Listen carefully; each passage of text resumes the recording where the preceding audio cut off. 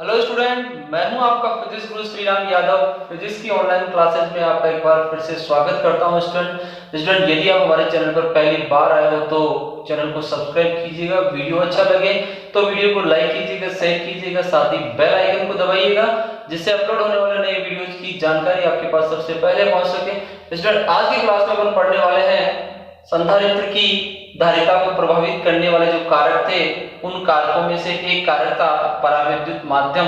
यदि प्लेटों के मध्य रखा जाए तो उस अवस्था में धारिता में परिवर्तन होता है। उस धारिता में होने वाले इस परिवर्तन का प्रभाव किस प्रकार होगा उसका अध्ययन आज की क्लास में करने वाले हैं। अर्थात यहाँ पर संधारित्र की प्लेटों के मध्य यदि परावैद्युत पदार्थ अलग अलग प्रकार से भरा जा रहा है तो उस अवस्था में धारिता में होने वाला जो परिवर्तन है वो भी अलग अलग प्रकार से हो रहा है, और वो कैसे और किस प्रकार हो रहा है उसके बारे में देखने वाले हैं आज की क्लास में।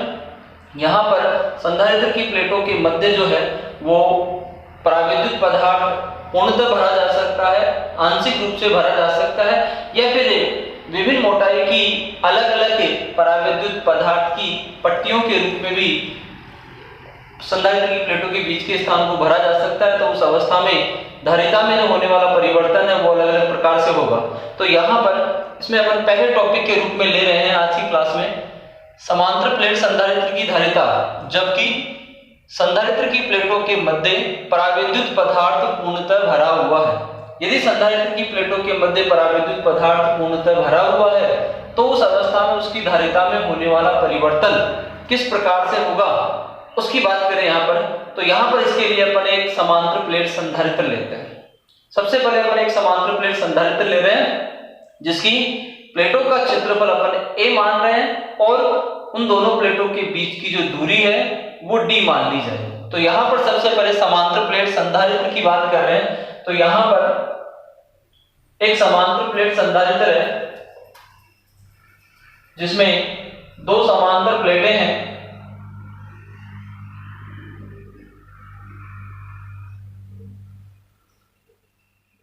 एक प्लेट धनावेशित है तो दूसरी प्लेट जो है एक प्लेट पर धनात्मक आवेश तो दूसरी प्लेट पर उतना ही ऋणात्मक आवेश हो।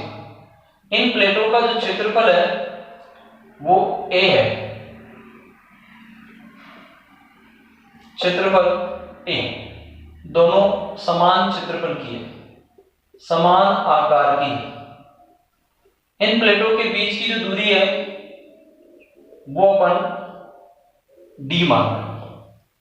ठीक है, ये अपने पास है एक समांतर प्लेट संधारित्र। इस समांतर प्लेट संधारित्र की प्लेटों के बीच का जो स्थान है उस बीच के स्थान में अब परावैद्युत पदार्थ भरना है और वो परावैद्युत पदार्थ पूर्णतः भरा हुआ होना चाहिए। अर्थात इनके बीच का ये जो स्थान है इस स्थान में परावैद्युत पदार्थ भर रहे हैं अपन जो पूर्ण रूप से इनके बीच के स्थान को घेरे हुए हैं।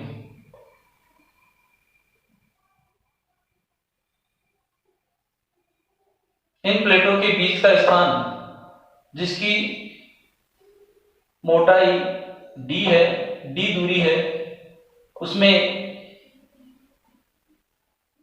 परावैद्युत पदार्थ भरा हुआ है पूर्ण रूप से। ये परावैद्युत पदार्थ पूर्ण रूप से इसके बीच में भरा हुआ है। क्या है ये? परावैद्युत पदार्थ इसके बीच के स्थान में पूर्णतः भरा हुआ है।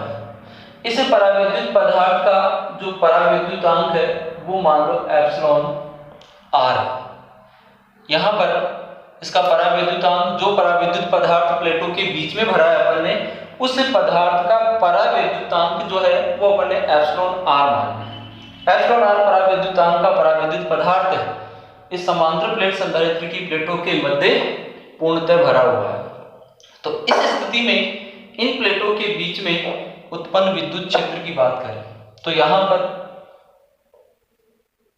सबसे पहले विद्युत क्षेत्र संधारित्र की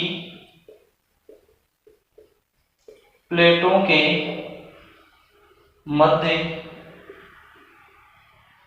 उत्पन्न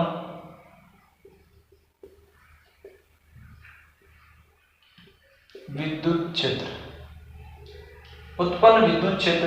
E बराबर sigma upon epsilon naught epsilon r,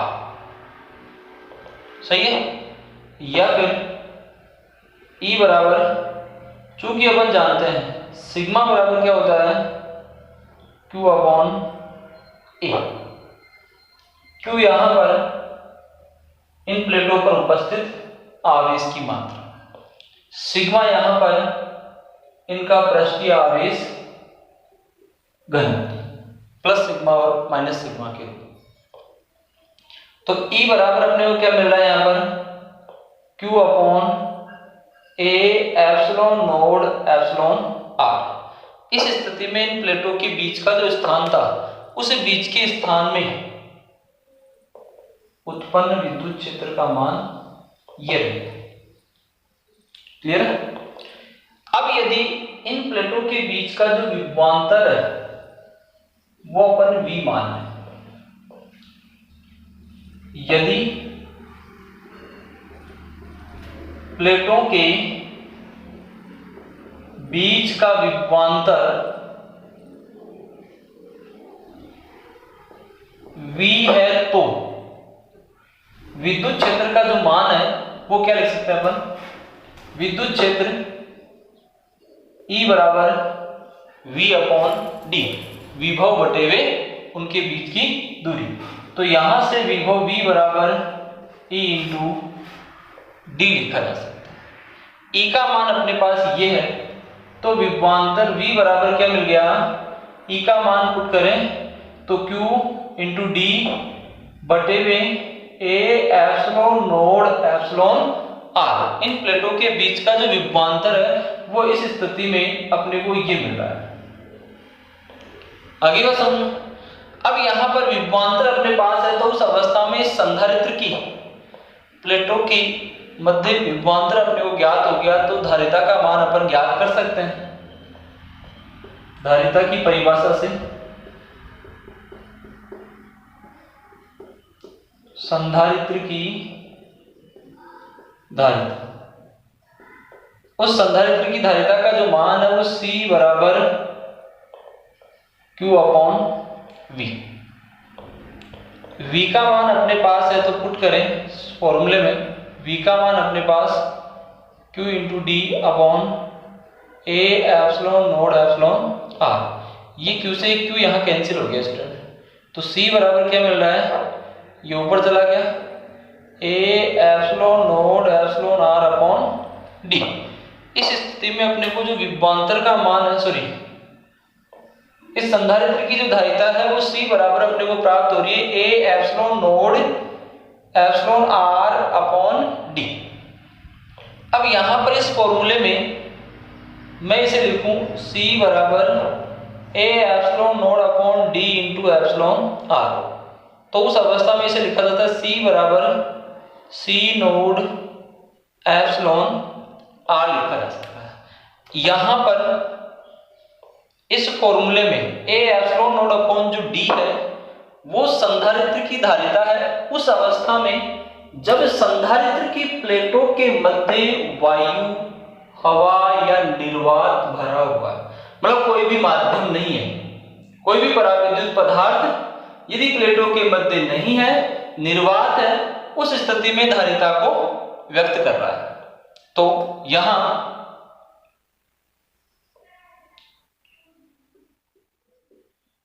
C node बराबर A epsilon node upon D,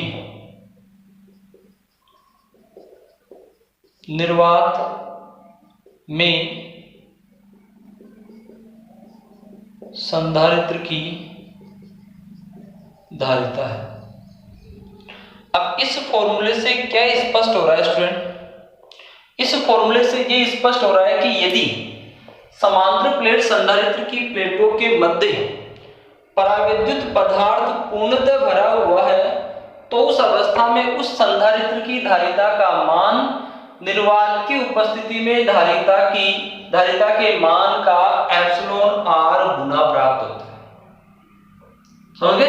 C node यहाँ पर निर्वात की उपस्थिति में धारिता का मान है, C यहाँ पर इस परावैद्युत माध्यम की उपस्थिति में धारिता के मान को दर्शा रहा है। तो इस स्थिति में धारिता का जो मान है वो निर्वात की स्थिति में धारिता के मान का एप्सिलॉन r गुना बढ़ जाएगा। तो यहाँ पर संधारित्र की धारिता को बढ़ाने का एक कारक ये भी है, उसको प्रभावित करने वाला कारक अपन ने बताया था पहले। तो यहाँ पर संधारित्र की प्लेटों के मध्य परावैद्युत पदार्थ पूर्णतः भरकर उसकी धारिता को एप्सिलॉन r गुना बढ़ाया जा सकता है। पूर्णतः भरा हुआ होना चाहिए, आंशिक रूप से नहीं होना चाहिए। यदि वो पूर्णतः भरा हुआ है तो उस अवस्था में उसकी धारिता में एप्सिलॉन r गुना वृद्धि हो जाती है। केवल ये पूर्णतः भरे होने की स्थिति में ही है। आंशिक रूप से यदि इसको भरा जा रहा है तो उस अवस्था में धारिता में ये परिवर्तन नहीं प्राप्त होगा। केवल पूर्णतः भरे होने पर ही धारिता में ये परिवर्तन अपने को प्राप्त हो सकता है।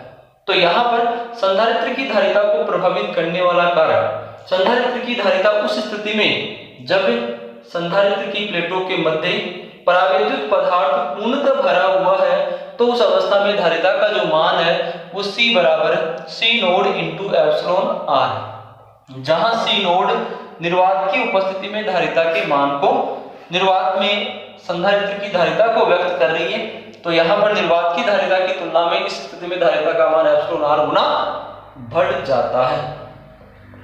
आशा करता हूं स्टूडेंट आपको समझ में आया होगा। इसका स्क्रीनशॉट लीजिए, इस टॉपिक को तैयार करना। ये पहला टॉपिक था अपना। पहली स्थिति में अपन ने देखा कि संधारित्र की प्लेटों के मध्य परावैद्युत पदार्थ भरा जा रहा है, लेकिन उसकी कंडीशन क्या है, वो पदार्थ उन प्लेटों के बीच में, बीच का जो स्थान है उसमें पूर्णतः भरा हुआ होना चाहिए। उस स्थिति में धारिता का मान अपन ने कैलकुलेट किया है। इसका स्क्रीनशॉट लीजिए, इसके नोट्स आपको तैयार करने।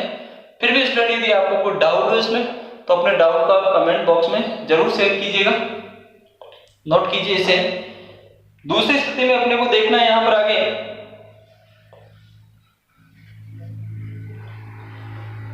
मिटा रहा हूं मैं इसे। पहली स्थिति क्लियर होगी जिसमें संधारित्र की प्लेटों के मध्य परावैद्युत पदार्थ पूर्णतः भरा हुआ है। अब दूसरी स्थिति ले रहे हैं जब परावैद्युत पदार्थ इसी में करेक्शन कर रहा हूं मैं,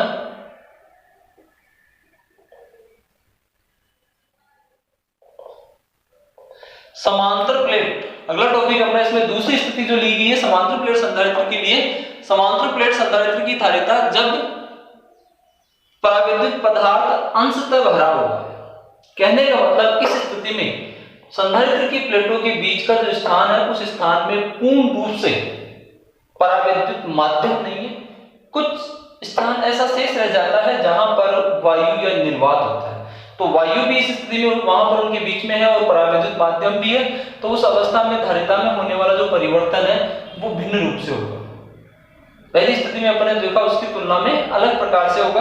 तो यहाँ पर इस स्थिति में धारिता का मान बढ़ रहा है, घट रहा है, किस प्रकार उसके मान में परिवर्तन हो रहा है और कितना परिवर्तन हो रहा है, उस परिवर्तन के बारे में यहाँ पर देखें। तो इस टॉपिक के अंतर्गत एक समांतर प्लेट संधारित्र फिर से ले रहे हैं हम।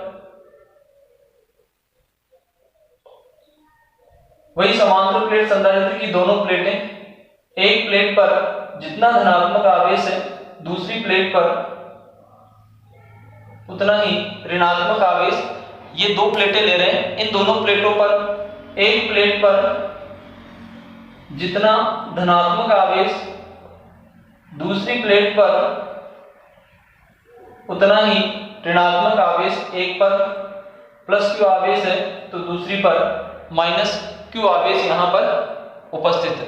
इन दोनों प्लेटों के बीच की दूरी वही अपन ने डी मानी है। प्लेटों का क्षेत्रफल वही एक समान है, ए। क्लियर? इस स्थिति में यहां पर इनका पृष्ठीय आवेश घनत्व वही प्लस सिग्मा और माइनस सिग्मा के रूप में। अब यहां पर इस स्थिति के अंतर्गत इस संधारित्र की प्लेटों के मध्य का जो स्थान है, बीच की जो दूरी है डी, इस दूरी में एक टी T मोटाई का कोई परावैद्युत पदार्थ इसके अंदर बढ़ता है, एक एप्सिलॉन r परावैद्युतांक जिसका अपन मान रहे हैं और जिसकी मोटाई T है, उसे इन प्लेटों के बीच के स्थान में रखा है। इन प्लेटों के बीच का स्थान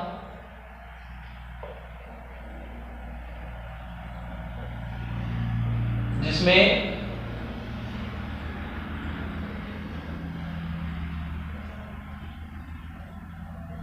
एक परावैद्युत पदार्थ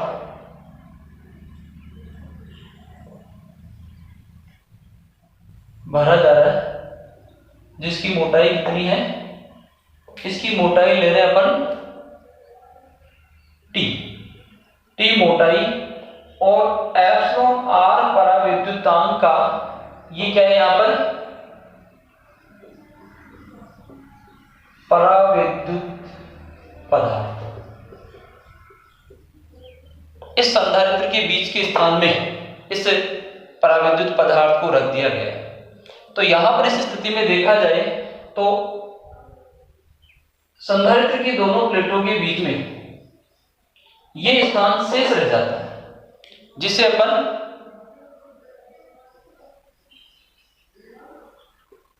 वायु स्थान कहते हैं। प्लेटों के बीच में वायु स्थान शेष रह गया, जिसकी मोटाई d माइनस टी होगी। d यहां पर कुल दूरी थी दोनों प्लेटों के बीच में, जिसमें अपन ने T मोटाई की एक परावैद्युत पदार्थ की प्लेट रख दी।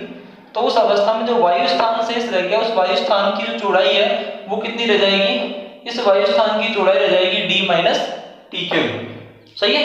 तो इस स्थिति में यहां पर धारिता का मान अपन कैलकुलेट करें, तो इसका मान कैलकुलेट करने के लिए दोनों स्थितियों में वायु स्थान भी है और परावैद्युत पदार्थ भी भरा हुआ है।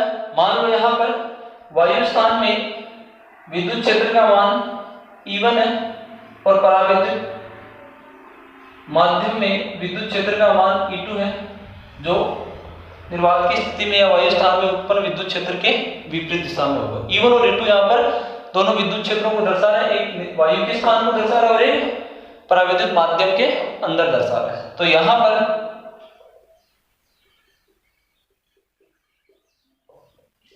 संधारित्र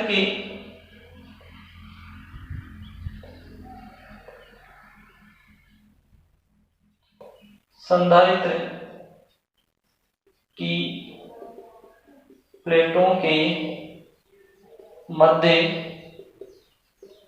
वायु में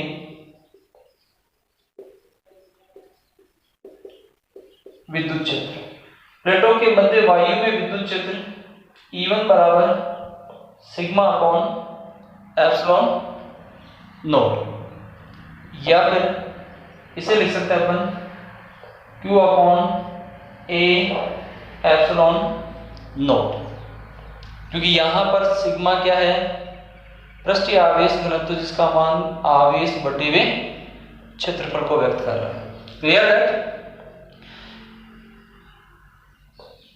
दूसरी स्थिति में